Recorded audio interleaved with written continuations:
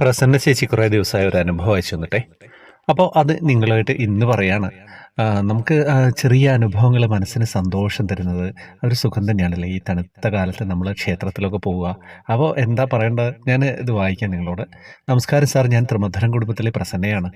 ഇന്നൊരു അനുഭവം ചെറുതാണെങ്കിലും വായിക്കാമല്ലോ അല്ലേ. ഞാൻ ഏകാദശി വ്രതം എടുത്തുട്ടോ. അടുത്തായിട്ട് ഒരു ദേവീക്ഷേത്രമുണ്ട്, നടന്നു പോകേണ്ട ദൂരം. അവിടെ ഇന്ന് തൊഴാം, നാളെ അമ്പലത്തിലും പോകാമെന്ന് വിചാരിച്ചു.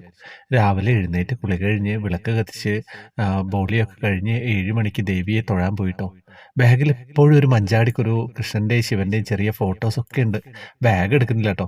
പേഴ്സിൽ പൈസ എടുക്കുമ്പോൾ കയ്യിലൊരു മഞ്ചാടിക്കുരു, അതും എടുത്ത് പേഴ്സിൽ വെച്ചു. ഇന്നലെ മനസ്സിൽ പറഞ്ഞു, വരുമ്പോൾ ഒരു ഓട്ടോ കിട്ടിയാൽ അടുത്ത കൃഷ്ണാമ്പലമുണ്ട്, കുറച്ച് പോകാനുണ്ട്, അവിടെയും പോകാമെന്ന് വിചാരിച്ചിട്ടോ. തൊഴുത് തിരിച്ച് കുറച്ചെത്തിയപ്പോൾ അതാ ബാക്ക് സൈഡിൽ ഒരു ഓട്ടോ.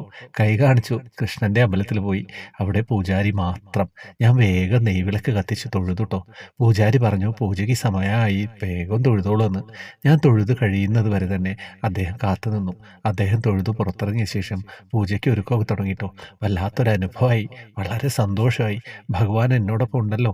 എന്താണെന്ന് വെച്ച് കഴിഞ്ഞാൽ ഞാൻ മാത്രമല്ലേ അവിടെ ഉണ്ടായിരുന്നുള്ളൂ. ആ ഒരു അവസരത്തിൽ തിരുമേനി എനിക്കായിട്ട് അവിടെ കാത്തു നിന്ന് പൂജയ്ക്ക് വേണ്ടി ഒരുക്കാണെങ്കിലും തൊഴാനുള്ള സൗകര്യം ഒരുക്കി തന്നു എന്ന് വിചാരിക്കുന്നതിൻ്റെ ഒരു സന്തോഷം തന്നെയാണ്. ഭഗവാൻ എന്നോടൊപ്പം ഉണ്ടല്ലോ. സാർ വായിക്കുന്ന വിശ്വാസത്തോടെയാണ് എഴുതുന്നത്. അവിടെ എത്തി തൊഴുമ്പോൾ ഒന്നും പറയാൻ കഴിഞ്ഞില്ല. അത്രയ്ക്ക് മനസ്സിന് സന്തോഷം തന്നെയായിരുന്നു കേട്ടോ. എന്തായാലും പ്രസന്നേച്ചി കുറേ ദിവസമായിട്ട് പറയുന്നതാണ്. അപ്പം തിരക്ക് കൊണ്ട് വായിക്കാൻ പറ്റുന്നില്ല എന്നുള്ളതാണ് സത്യം. ഒരുപാട് അനുഭവങ്ങൾ വരുന്നുണ്ട്.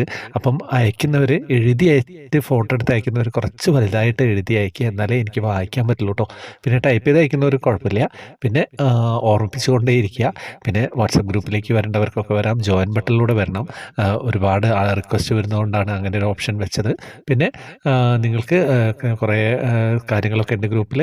വേറെ വിശേഷങ്ങളൊന്നും ഇല്ല എന്ന് വിചാരിക്കുന്നു. ഹരേ കൃഷ്ണ.